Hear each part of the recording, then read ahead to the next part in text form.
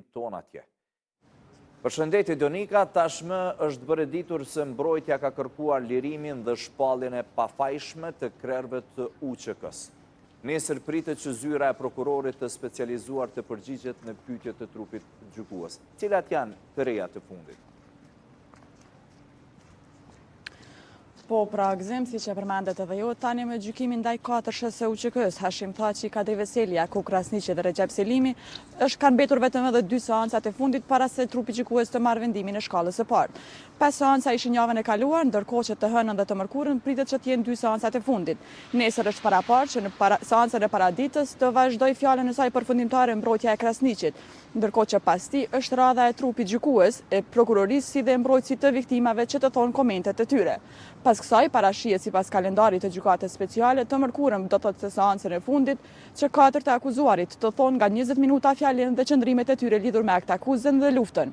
Ndërkohë gjatë kësaj jave që e lan pas, në 5 seanca ka filluar e para prokuroria specializuar në fjalën e saj përfundimtare, ku kryeprokurorja Kimberly West ka paraqitur kërkesën e saj që 4 e UÇK-s të dënohen nga 45 vjet burg apo 180 për të gjithë bashkë. Kjo kërkesë e prokurorisë është kundërshtuar fuqishëm nga mbrojtja e 4 të akuzuarve, të cilët e kanë quajtur gjykatën jo të drejtë, ndërkohë që ata kanë pasur komente edhe për prokurorinë, e cila tha se dëshmitarët e mbrojtjes kanë qenë të painformuar për atë që ka ndodhur gjatë luftës në Kosovë.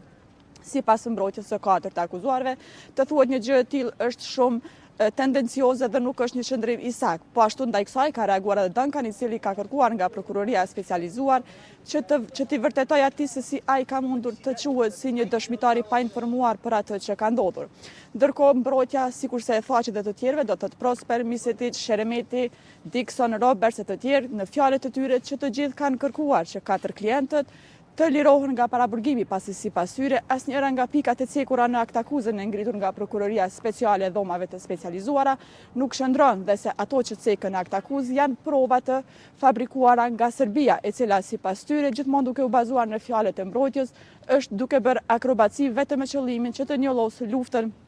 e ushtrisë çlirimtare të Kosovës. Po ashtu sipas mbrojtjes edhe të akuzuarve, edhe pretendimet për ndërmarrjen e përbashkët kriminale nuk qëndrojnë dhe nga asgjë nga ato që është paraqitur nga prokuroria në akt akuzën e saj nuk është e vërtetë. Që të gjithë pra kanë kërkuar që Thaçi, Veseli, Krasniqi dhe Selimi të lirohen sa më parë nga këto pika dhe të kthehen në familjet e tyre të jetojnë jetën. Ndërkohë që në seancat e ardhme që kanë mbetur të hënën dhe të mërkurën, sipas zëdhënësit të gjykatës speciale, është një numër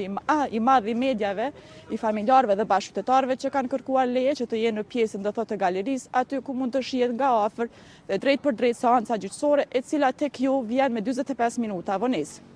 2 ekipet radio televizionit të Kosovës, do thotë unë dhe kolegja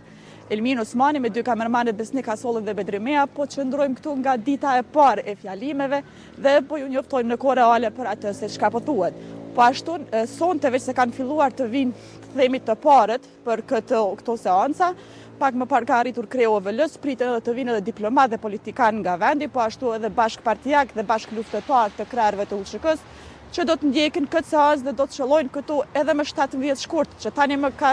qëlluar të jetë edhe 80 vjetori i pavarësisë së Kosovës, por që fatmirësisht në këtë ditë nuk do të mbahet seancë gjyqësore ndaj 4-shës,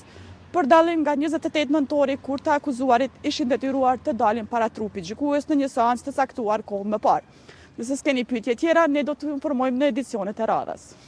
Donika, të falenderoj për këto informacione dhe këtë transmetim të drejt për drejt nga Haga për shikuesit e televizionit publik.